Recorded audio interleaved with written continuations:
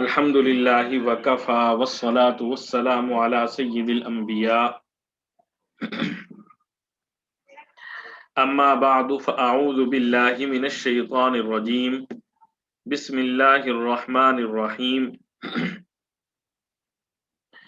اتأمرون الناس بالبر وتنسون انفسکم وانتم تتلون الکتاب افلا تعقلون واستعینوا بالصبر والصلاة وإنها لكبيرة إلا على الخاشعين الذين يظنون أنهم ملاقو ربهم وأنهم إليه راجعون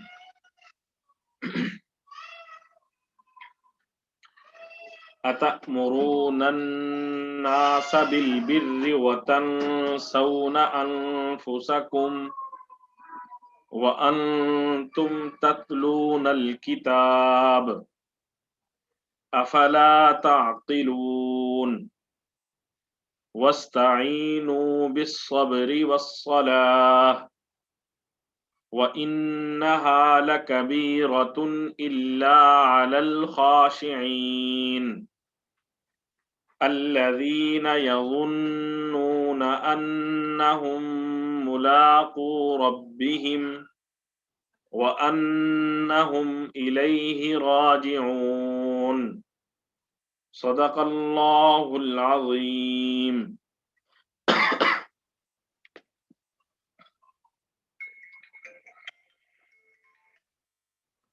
أتأمرون الناس بالبر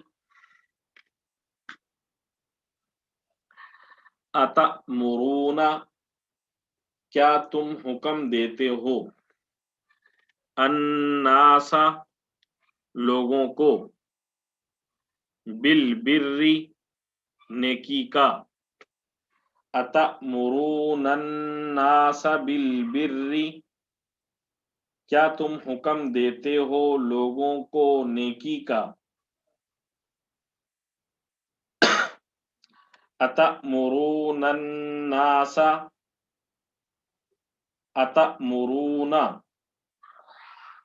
کیا تم حکم دیتے ہو الناس لوگوں کو بالبر نیکی کا اتأمرون الناس بالبر کیا تم لوگوں کو نیکی کا حکم دیتے ہو وتنسون اور تم بھول جاتے ہو انفسکم اپنے آپ کو وتنسون انفسکم اور تم اپنے آپ کو بھول جاتے ہو وتنسون اور تم بھول جاتے ہو انفسکم اپنے آپ کو وتنسون انفسکم اور تم اپنے آپ کو بھول جاتے ہو اتأمرون الناس بالبر وتنسون انفسکم کیا تم لوگوں کو نیکی کا حکم دیتے ہو اور خود اپنے آپ کو بھول جاتے ہو وَأَنْتُمْ تَتْلُونَ الْكِتَابَ وَأَنْتُمْ حالانکہ تم وَأَنْتُمْ حالانکہ تم تَتْلُونَ الْكِتَابَ تم پڑھتے ہو کتاب کتاب کو تتلون تم پڑھتے ہو کتاب کتاب کو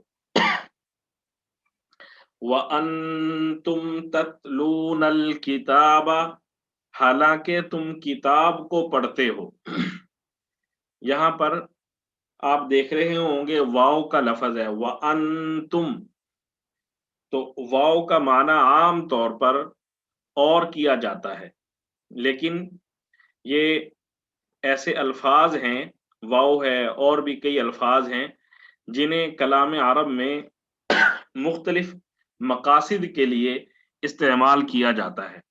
تو یہاں پر وَأَنْتُم میں جو واو ہے یہ حالانکہ، یہ اس کو کہتے ہیں عرب میں اصطلاح کے اعتبار سے ہم اس کو کہتے ہیں واو حالیہ، واو حالیہ۔ تو اس لیے ہم اس کا ترجمہ کر رہے ہیں حالانکہ۔ افلا تعقلون، افلا تعقلون، کیا پھر تم سمجھتے نہیں ہو؟ افلا تعقلون، کیا پھر تم سمجھتے نہیں ہو؟ اتأمرون الناس بالبر وتنسون انفسکم، کیا تم دوسرے لوگوں کو تو نیکی کا حکم دیتے ہو اور خود اپنے آپ کو بھول جاتے ہو؟ حالانکہ وَأَنْتُمْ تَتْلُونَ الْكِتَابَ، حالانکہ تم بھی کتاب کی تلاوت کرتے ہو۔ افلا تعقلون، کیا پھر تم سمجھتے نہیں ہو؟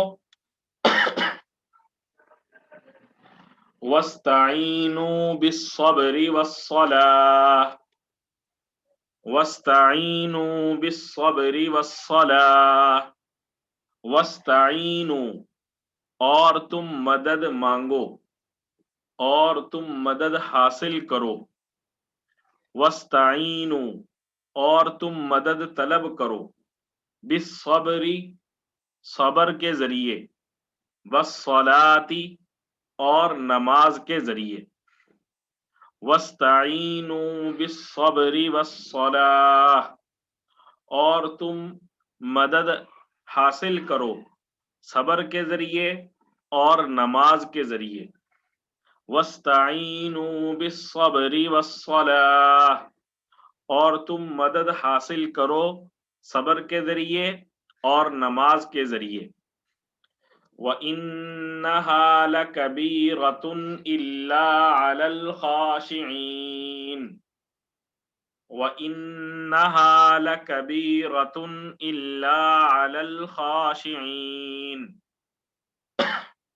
وَإِنَّهَا، اور بے شک یہ، اور وَإِنَّهَا، اور بلا شبہ یہ، یعنی نماز، اور بلا شبہ نماز، لَكَبِيرَةٌ، بہت بھاری ہے،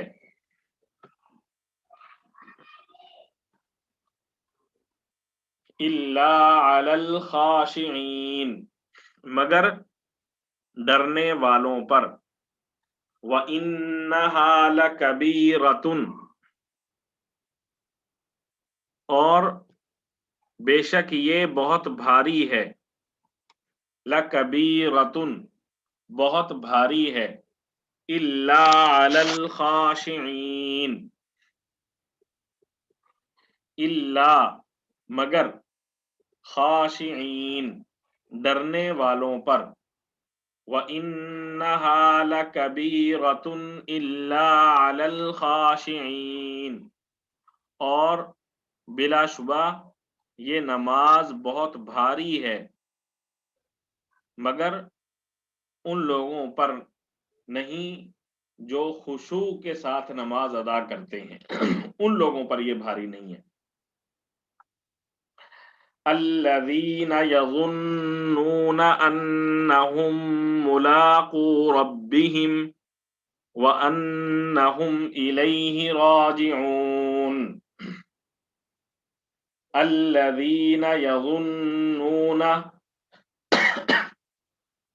جو لوگ، یظنون، خیال کرتے ہیں، انہم ملاقو، کہ بے شک وہ ملنے والے ہیں، ملاقات کرنے والے ہیں، ربہم، اپنے پروردگار سے۔ الذین یظنون انہم ملاقو ربہم، جو لوگ اس بات کا خیال رکھتے ہیں کہ وہ اپنے پروردگار سے ملنے والے ہیں. الذین یظنون انہم ملاقو ربہم، جو لوگ خیال رکھتے ہیں کہ وہ اپنے پروردگار سے ملنے والے ہیں. وَأَنَّهُمْ إِلَيْهِ رَاجِعُونَ، اور انہم بے شک وہ، الیہ اس کی طرف، راجعون لوٹنے والے ہیں. وَأَنَّهُمْ إِلَيْهِ راجعون، اور بے شک وہ اسی کی طرف لوٹنے والے ہیں.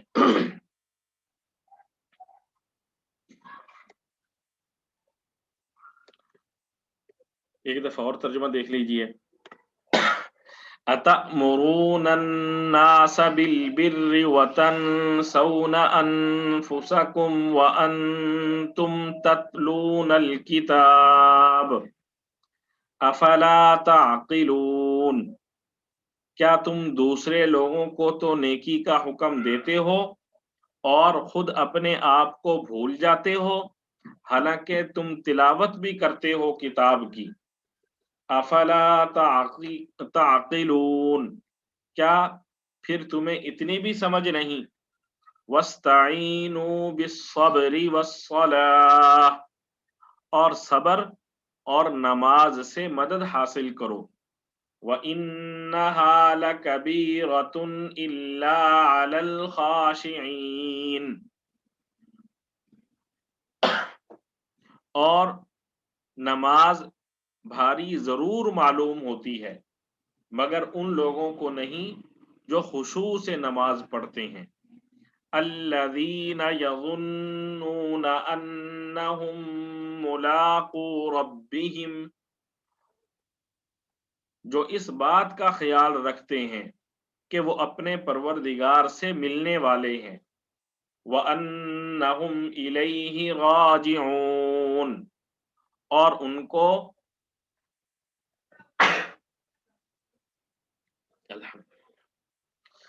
ان کو اسی کی طرف لوٹ کر جانا ہے.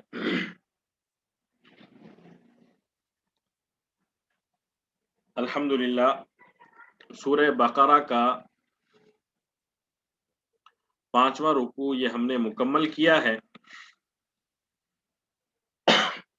اس رکوع میں حق تعالی شانہ نے بنی اسرائیل پر جو عمومی نعمتیں اور احسانات فرمائے تھے ان کا تذکرہ حق تعالی شانہ نے کیا ہے.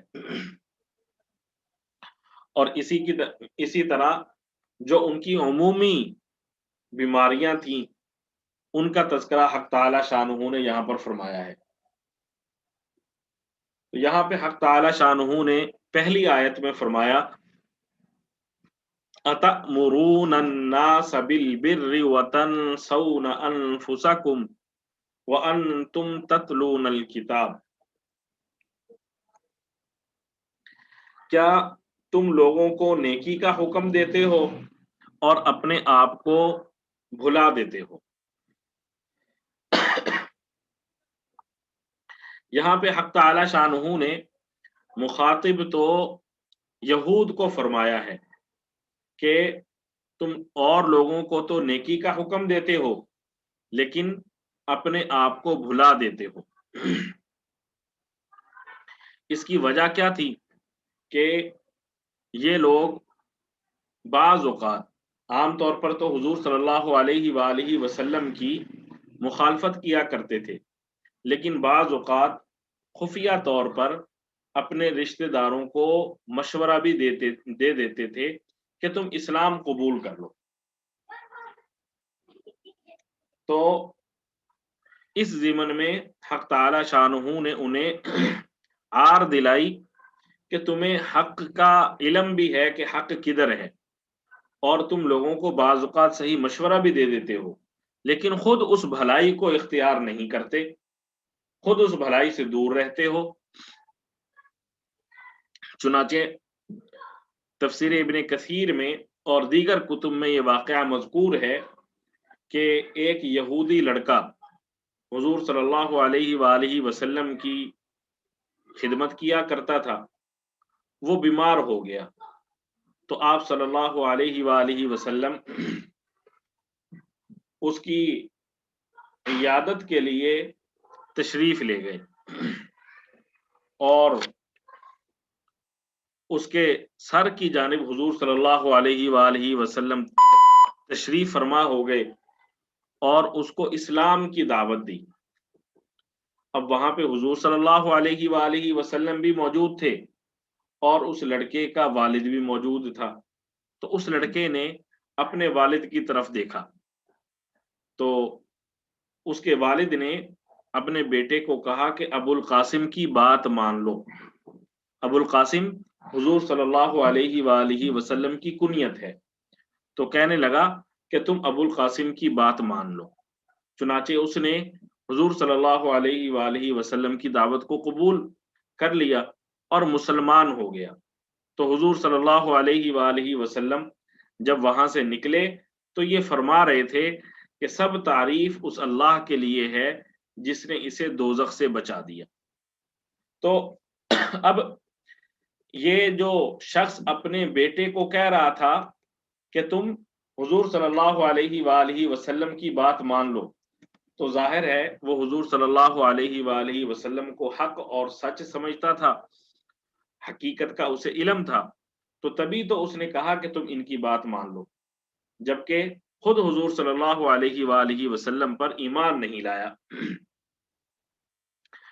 تو اس قسم کے جو لوگ تھے ان کو تنبیہ کرنے کے لیے اور عار دلانے کے لیے حق تعالی شانہ نے یہاں پر فرمایا اتأمرون الناس بالبر وتنسون انفسکم، کیا تم لوگوں کو تو حکم دیتے ہو نیکی کا اور خود اپنے آپ کو بھلا دیتے ہو۔ اس کے علاوہ جو یہود کے علماء تھے ان میں ایک بیماری یہ بھی پائی جاتی تھی کہ وہ لوگوں کو تو نماز روزے کا اور جو ان کے دین کی باتیں تھیں ان کا حکم دیا کرتے تھے، لیکن خود ان پر عمل نہیں کیا کرتے تھے۔ تو حق تعالی شانہ نے ان لوگوں کو یہاں پہ فرمایا اتأمرون الناس بالبر، کیا تم لوگوں کو تو نیکی کا حکم دیتے ہو، وتنسون انفسکم اور اپنے آپ کو بھلا دیتے ہو۔ یہاں پہ یہ بھی پیش نظر رہنا چاہیے کہ یہ اس جگہ پر مخاطب تو حضور صلی اللہ علیہ حق تعالی شانہ نے اس جگہ پر مخاطب تو یہود کو کیا ہے، لیکن یہاں پر تمام مسلمان اور ہمارے مسلمانوں کے جو رہنما ہیں وہ بھی مخاطب ہیں، اور حق تعالی شانہ یہاں پر یہ بیان کر رہے ہیں کہ جو شخص بھی بھلائی کا حکم کرے گا اور دوسرے لوگوں کو گناہوں سے روکے گا اور خود عمل نہیں کرے گا تو اس کا انجام برا ہوگا، اور اس بات کی برائی اور قباحت کہ لوگوں کو تو وہ اچھے کام کی دعوت دے رہا ہے اور خود عمل نہیں کر رہا، اس کا نقصان اسے پہنچ کر رہے گا۔ بعض روایات میں یہ منقول ہے کہ جو شخص لوگوں کو اچھائی کے کام کی دعوت دیتا ہے اور خود عمل نہیں کرتا تو اس کی مثال اس چراغ کی سی ہے جس کی بتی تو جلتی رہتی ہے، اس کی روشنی سے لوگوں کو فائدہ پہنچتا ہے، لیکن وہ بتی خود جل کر راکھ ہو جاتی ہے۔ تو جیسے وہ بتی جل کر راکھ ہو گئی، اس کو کچھ حاصل نہ ہوا اس روشنی سے، اسی طرح یہ جو شخص ہے لوگوں کو دین کی رہنمائی دے رہا ہے لیکن خود اس پر عمل نہیں کر رہا، اس کا بھی یہی حال ہے۔ حضرت انس بن مالک رضی اللہ تعالیٰ عنہ، حضرت انس رضی اللہ تعالیٰ عنہ سے مروی ہے کہ حضور صلی اللہ علیہ وآلہ وسلم جب معراج پر تشریف لے گئے تو حضور صلی اللہ علیہ وآلہ وسلم نے وہاں پہ جو مناظر دیکھے ان میں سے ایک مشاہدہ حضور صلی اللہ علیہ وآلہ وسلم نے یہ بھی فرمایا تھا کہ کچھ لوگوں کو ان کے ہونٹوں سے کاٹا جا رہا ہے کینچیوں کے ذریعے، جب وہ ہونٹ کٹ جاتے ہیں تو پھر دوبارہ ٹھیک ہو جاتے ہیں اور پھر ان کو کاٹا جاتا ہے۔ تو حضور صلی اللہ علیہ وآلہ وسلم نے حضرت جبریل علیہ السلام سے سوال کیا کہ یہ کون لوگ ہیں؟ تو حضرت جبریل علیہ السلام نے فرمایا یہ آپ کی امت کے وہ خطباء ہیں، وہ خطیب ہیں جو لوگوں کو تو بھلائی کا حکم دیتے ہیں اور اپنے آپ کو بھول جاتے ہیں، حالانکہ وہ کتاب بھی پڑھتے ہیں، قرآن پاک کو بھی پڑھتے ہیں اور احادیث کو بھی پڑھتے ہیں اور ان کو سمجھ بھی ہے، لیکن اس کے باوجود وہ عمل نہیں کرتے۔ تو یہ جو امت محمدیہ ہے اس کے جو بے عمل دینی رہنما ہیں ان کے بارے میں یہ وعید ہے۔ ایسے ہی حضرت اسامہ بن زید رضی اللہ تعالیٰ عنہ سے مروی ہے کہ رسول اللہ صلی اللہ علیہ وآلہ وسلم نے فرمایا کہ ایک شخص کو قیامت والے دن لایا جائے گا، پھر اسے دوزخ میں ڈال دیا جائے گا جس میں اس کے پیٹ کی آنتیں باہر نکل پڑیں گی اور وہ اپنی ان آنتوں کے ساتھ گھومتا پھرے گا جیسے گدھا یا بیل آپ نے اگر دیکھا ہو تو وہ چکی کو لے کر گھومتا رہتا ہے۔ تو دوزخ والے اس کے پاس جمع ہو جائیں گے اور اسے کہیں گے کہ اے فلاں تجھے کیا ہوا ہے؟ اے فلاں تجھے کیا ہوا ہے؟ کیا تو ہمیں اچھی باتیں نہیں بتاتا تھا؟ تو ہمیں برائی سے نہیں روکتا تھا؟ تو پھر یہ تیرا حال کیوں ہے؟ تو وہ جواب دے گا میں تم کو تو اچھی باتوں کا حکم کرتا تھا لیکن خود عمل نہیں کرتا تھا، تمہیں برائی سے روکتا تھا اور خود اس برائی سے رکتا نہیں تھا، تو اس وجہ سے اس کی سزا میں میرا یہ حال ہو رہا ہے۔ تو حق تعالی شانہ سے دعا ہے حق تعالی شانہ ہم سب کو اپنے دین پر عمل کی توفیق عطا فرمائے۔ یہاں پہ سمجھنے کی ایک بات یہ بھی ہے کہ اس کا مطلب یہ نہیں ہے کہ اگر آپ عمل نہیں کر رہے تو آپ لوگوں کو برائی سے روک نہیں سکتے یا نیکی کا حکم نہیں دے سکتے، بلکہ بلکہ بلکہ ہم پر یہ ضروری ہے کہ ہم اگر لوگوں کو نیکی کا حکم نہیں بھی دے رہے، اگر ہم کوئی نیکی کا کام نہیں کر رہے لیکن ہمارے سامنے کوئی برائی ہو رہی ہے تو ہم اس کو روکیں۔ نیکی کا حکم دینے کا ثواب الگ ہے، برائی سے روکنے کا ثواب الگ ہے، اور برائی سے بچنے کا ثواب الگ ہے، اور نیکی کا کام کرنے کا ثواب الگ ہے، یہ الگ الگ پہلو ہے۔ چنانچہ تفسیر ابن کثیر میں مشہور مفسر علامہ ابن کثیر رحمۃ اللہ علیہ نے لکھا ہے کہ نیکی کا حکم کرنا اور خود نیکی کرنا، نیکی کا حکم دینا اور خود نیکی کرنا، یہ دونوں واجب ہیں اور ہر ایک پر واجب ہیں۔ ایک چیز دوسرے کے ترک کی وجہ سے ساقط نہیں ہوتی، یعنی خود نیکی نہیں کر رہا اس کی وجہ سے نیکی کا حکم کرنا ساقط نہیں ہوگا، یا نیکی کا حکم تو نہیں دے رہا اس کا مطلب یہ نہیں ہے کہ وہ نیکی کرنا بھی چھوڑ دے، بلکہ یہ دونوں الگ الگ ہیں، نیکی کا حکم کرنا اور نیکی کرنا یہ دونوں الگ الگ واجب ہیں، جو جس واجب کو ادا کرے گا اس کو ثواب ملے گا۔ لیکن خاص طور پر جو آدمی کسی نیکی کے کام کا حکم دے رہا ہے، برائی کے کام سے روک رہا ہے، اس کی یہ اخلاقی ذمہ داری ہے کہ وہ اس نیکی کو کرنے کی بھی کوشش کرے اور اس برائی سے بچنے کی بھی کوشش کرے۔ آگے حق تعالی شانہ نے فرمایا وَاسْتَعِینُوا بِالصَّبْرِ وَالصَّلَاةِ، اللہ صبر کے ذریعے اور نماز کے ذریعے اللہ تعالیٰ کی مدد حاصل کرو۔ مدد اللہ تعالیٰ سے مانگنی ہے لیکن صبر کے ذریعے اور نماز کے ذریعے۔ پہلے ہم سورہ فاتحہ میں بھی پڑھ چکے ہیں ایاک نعبد و ایاک نستعین، کہ ہم تیری ہی عبادت کرتے ہیں اور تجھ ہی سے مدد مانگتے ہیں، کہ مانگنا، مدد کا طلب کرنا صرف اور صرف ذات باری تعالیٰ کے ساتھ خاص ہے۔ وَإِنَّهَا لَكَبِيرَةٌ إِلَّا عَلَى الْخَاشِعِينَ، یہ صبر اور یہ نماز یہ بہت گراں ہیں، بہت بھاری ہے، مگر ان لوگوں پر جو خشوع اختیار کرنے والے ہیں ان پر نماز بھاری نہیں ہے، ان کے لیے نماز گراں نہیں ہے۔ یہاں پر حق تعالی شانہ نے پہلے تو حکم دیا صبر کرنے کا نا، وَاسْتَعِینُوا بِالصَّبْرِ وَالصَّلَاةِ، تو یہ سمجھ لیں کہ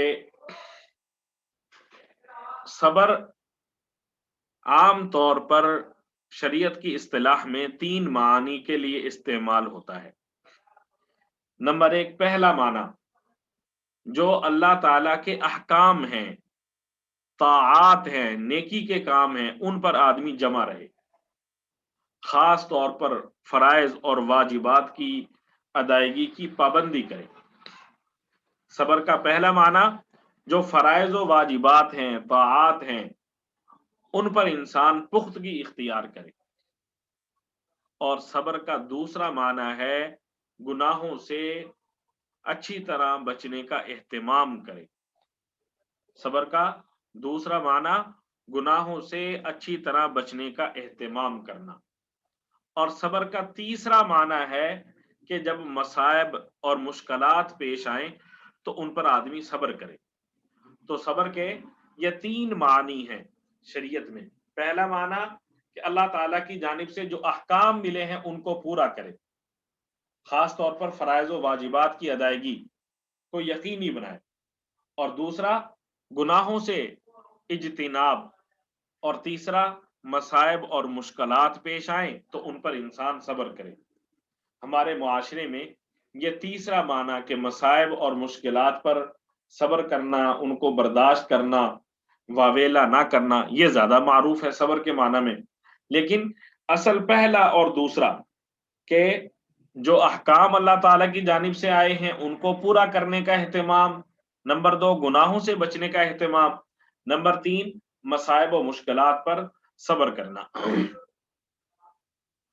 بہرحال ان تینوں چیزوں پر عمل کرنا یا ان میں سے کسی پر عمل کرنا جو ہے نا وہ صبر کہلاتا ہے، اور اللہ تعالیٰ کی جو مدد ہے اس کے حاصل ہونے کا ذریعہ ہے۔ یہ جو شروع میں فرمایا پہلی قسم کہ اللہ تعالیٰ کے جو احکام ہیں ان پر عمل کرے، وہ بھی صبر میں داخل ہیں، اس لیے کہ جب آپ احکام پر عمل کریں گے تو یہ جو ہمارا نفس ہے اس پر بہت زیادہ گراں گزرے گا۔ نفس عبادت کے لیے تیار نہیں ہوتا، تو اگر تیار ہوتا بھی ہے تو تب بھی وہ بہت زیادہ وہ بولتا ہے، چیختا ہے، تو صحیح طریقے سے عبادت ادا نہیں کرتا، سستی کا مظاہرہ کرتا ہے، آداب کا خیال نہیں کرتا۔ تو یہ بھی جو ہے نا عبادت کی ادائیگی یہ بھی صبر میں داخل ہے۔ اور حضور صلی اللہ علیہ وآلہ وسلم کا طریقہ تھا کہ عام طور پر حضور صلی اللہ علیہ وآلہ وسلم مشکلات میں نماز کی طرف توجہ دیا کرتے تھے۔ یہ حضور صلی اللہ علیہ وآلہ وسلم کا پختہ عمل تھا، ہمیشہ کا عمل تھا۔ حضرت حذیفہ رضی اللہ تعالی عنہ فرماتے ہیں کہ غزوہ خندق کے موقع پر حضور صلی اللہ علیہ وآلہ وسلم نے انہیں اپنا جاسوس بنا کر کفار کے لشکر کی طرف بھیجا۔ اب یہ رات کو اندھیرے میں اور ساتھ اندھیری چل رہی تھی، تیز ہوا چل رہی تھی، اس میں ان کی جاسوسی کر کے حضور صلی اللہ علیہ وآلہ وسلم کے پاس واپس آئے۔ سردی بھی تھی سخت، بارش کا موسم، تو اس میں جب تشریف لائے تو انہوں نے دیکھا کہ حضور صلی اللہ علیہ وآلہ وسلم اس رات کے وقت میں چادر اوڑھے ہوئے نماز پڑھ رہے ہیں۔ اسی طرح حضرت علی رضی اللہ تعالیٰ عنہ فرماتے ہیں کہ غزوہ بدر کی جو رات تھی میں نے دیکھا کہ سب کے سب لوگ سوئے ہوئے ہیں اور حضور صلی اللہ علیہ وآلہ وسلم جاگے ہوئے ہیں اور نماز ادا کر رہے ہیں۔ تو یہ حضور صلی اللہ علیہ وآلہ وسلم کا ہمیشہ کا طریقہ رہا کہ جب بھی کوئی مشکل، کوئی پریشانی پیش آئی، نماز میں حضور صلی اللہ علیہ وسلم لگ گئے۔ اور یہاں پہ جیسے ان کو کہا جا رہا نا یہود کو وَاسْتَعِینُوا بِالصَّبْرِ وَالصَّلَاةِ، ان کے ساتھ ساتھ اللہ تعالیٰ ہمیں بھی حکم دے رہے ہیں کہ تمہیں جب بھی کوئی مشکل پیش آئے، کوئی پریشانی پیش آئے تو صبر کے ذریعے جو ہے نا اس کا صبر اور نماز کے ذریعے اللہ تعالیٰ کی مدد حاصل کرنی ہے۔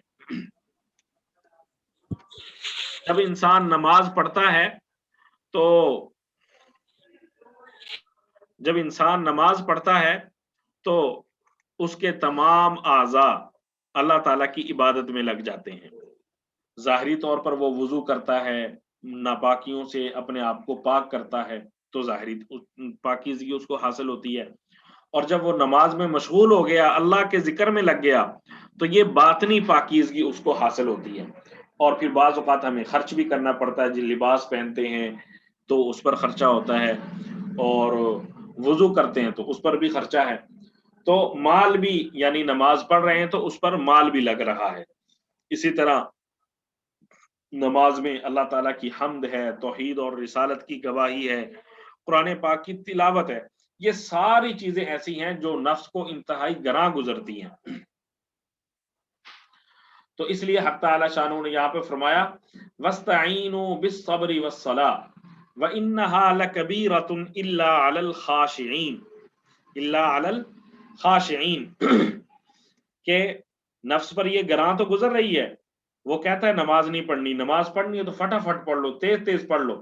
لیکن اللہ تعالیٰ نے فرمایا وَإِنَّهَا لَكَبِیرَةٌ إِلَّا عَلَى الْخَاشِعِینَ جو خشوع اختیار کرنے والے ہیں، جن کے دل اللہ کے سامنے عاجزی اختیار کیے ہوئے ہیں، جن کے دل اللہ کے سامنے جھکے ہوئے ہیں، جن کے سارے اعضاء کی یہ کیفیت ہے کہ وہ اللہ تعالیٰ کے سامنے جھک جاتے ہیں، اپنی عاجزی کو تسلیم کرتے ہیں، تو وہ لوگ ایسے ہیں کہ ان پر یہ نماز گراں نہیں گزرتی، بلکہ ان کو اس نماز میں ان کا دل لگتا ہے، ان کو مزہ آتا ہے، اور نماز چھوڑنے کو دل نہیں کرتا.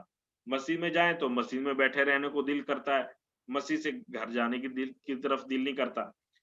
اسی کو حق تعالی شانہ قرآن پاک میں بیان فرما رہے ہیں. سورہ مؤمنون 18ویں پارے کی پہلی آیت قد افلح المؤمنون الذین هم فی صلاتهم خاشعون تحقیق وہ مومنین کامیاب ہو گئے جو اپنی نماز میں خشوع اختیار کرتے ہیں.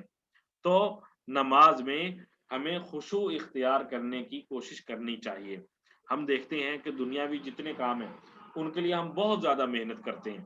صبح نکلے شام تک کوئی 8 گھنٹے کام کر رہا ہے، کوئی 10 گھنٹے کام کر رہا ہے، کوئی 15 گھنٹے، کوئی 18 گھنٹے کام کر رہا ہے.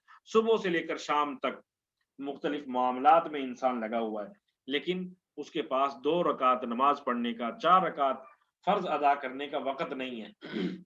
اور اگر کبھی نماز شروع ہی کر دی بھول کر تو تب بھی ذہن سارا دنیاوی کاموں کی طرف لگا رہتا ہے. تو یہ خشوع کے خلاف ہے، یہ خشوع کے خلاف ہے. اس کو حق تعالی شانہ کہہ رہے ہیں کہ یہ لوگ وہ ہیں جن پر نماز پڑھنا بھاری ہے. تو خشوع کیا ہے کہ انسان دل سے نماز پڑھے، اور جب نماز پڑھ رہا ہو تو اس میں دل لگا لے. خشوع کے حاصل ہونے کا ایک آسان ذریعہ کیا ہے؟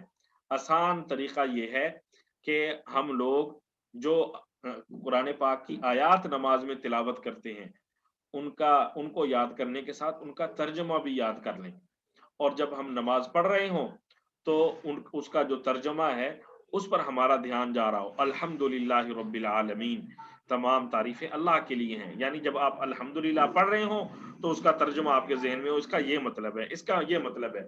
تو اس طرح جب انسان ترجمے پر غور کرے گا تو اس کا جو دھیان ہے وہ نماز کی طرف تو لگے گا. نماز کے علاوہ جو چیزیں ہیں، گھریلو کاروبار، ان ساری چیزوں سے ہٹ جائے گا. اور بالفرض نماز پڑھتے ہوئے کاروبار کی طرف، گھر کی طرف، بچوں کی طرف ذہن جائے بھی تو یہ ہے تو ناپسندیدہ بات، لیکن اتنی بھی ناپسندیدہ بات نہیں کہ بندہ اس کی وجہ سے نماز ہی چھوڑ دے.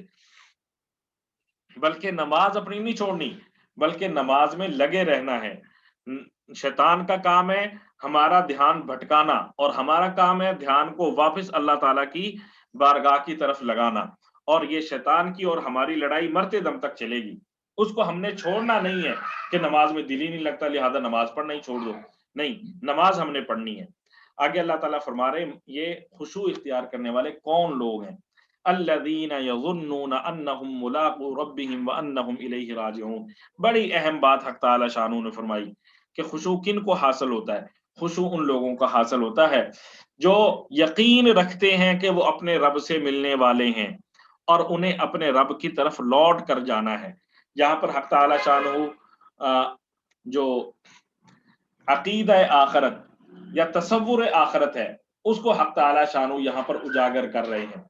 کہ جو ہم مسلمانوں کو یہ ہر وقت کھٹکا لگا رہتا ہے نا، موت آئے گی اور موت کے بعد ہم نے اللہ تعالیٰ کے سامنے پیش ہونا ہے اور ہمارا حساب کتاب ہوگا، اور دائیں ہاتھ میں نامہ اعمال ملے گا یا بائیں ہاتھ میں ملے گا، پھر جنت ہے یا دوزخ ہے۔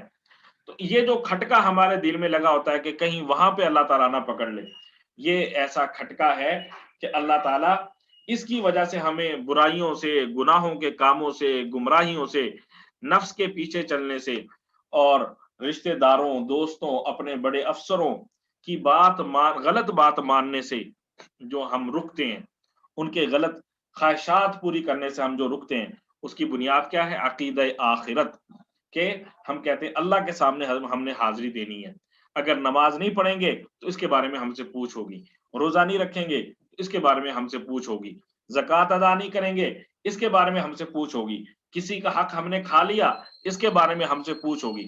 غرض ہے کہ جتنی بھی یہ چیزیں ہیں، ان سب کے بارے میں ہمارے دل میں یہ کھٹکا رہتا ہے کہ آخرت میں پکڑ نہ ہو جائے، تو یہ بڑی قیمتی چیز ہے جس کو حق تعالی شانہ نے فرمایا الذین یظنون انہم ملاقو ربہم وانہم الیہ راجعون۔ خشوع اختیار کرنے والے وہ لوگ ہیں جو یقین رکھتے ہیں کہ وہ اپنے رب سے ملنے والے ہیں اور اپنے رب کی طرف لوٹ کر جانے والے ہیں۔ خشوع کی اہمیت اس حدیث سے واضح ہوتی ہے کہ حضرت عمار بن یاسر رضی اللہ تعالیٰ عنہ فرماتے ہیں کہ رسول اللہ صلی اللہ علیہ وآلہ وسلم نے فرمایا انسان نماز سے فارغ ہوتا ہے اور اس کے لیے نماز کا 10واں حصہ، 9واں حصہ، 8واں حصہ، 7واں حصہ، چھٹا حصہ، 5واں، چوتھائی یا تہائی یا آدھا حصہ ثواب کا لکھا جاتا ہے۔ کیا مطلب؟ اس نے خشوع و خضوع سے نماز پڑھی، نماز میں اس کا اخلاص تھا یا نہیں، کس کیفیت میں اس نے نماز پڑھی، اس کیفیت پر اس کو ثواب ملتا ہے۔ تو اس لیے ہمیں اپنی نماز کے ساتھ ساتھ نماز کی جو کیفیت ہے اس کو بھی اعلیٰ درجے کی کوشش کرنا چاہیے۔ صرف نماز ہی نہیں، نماز کے علاوہ جتنی عبادات ہیں ان سب میں بھی ہم نے اعلیٰ کوالٹی کی عبادات کرنی ہے، تبھی ان کا پورا ثواب ملے گا۔ دعا ہے حق تعالی شانو ہم سب کو خشوع عطا فرمائے، خضوع عطا فرمائے، اخلاص عطا فرمائے، عاجزی عطا فرمائے، تواضع عطا فرمائے۔ صلی اللہ علیہ وآلہ وسلم برحمتک یا ارحم الراحمین۔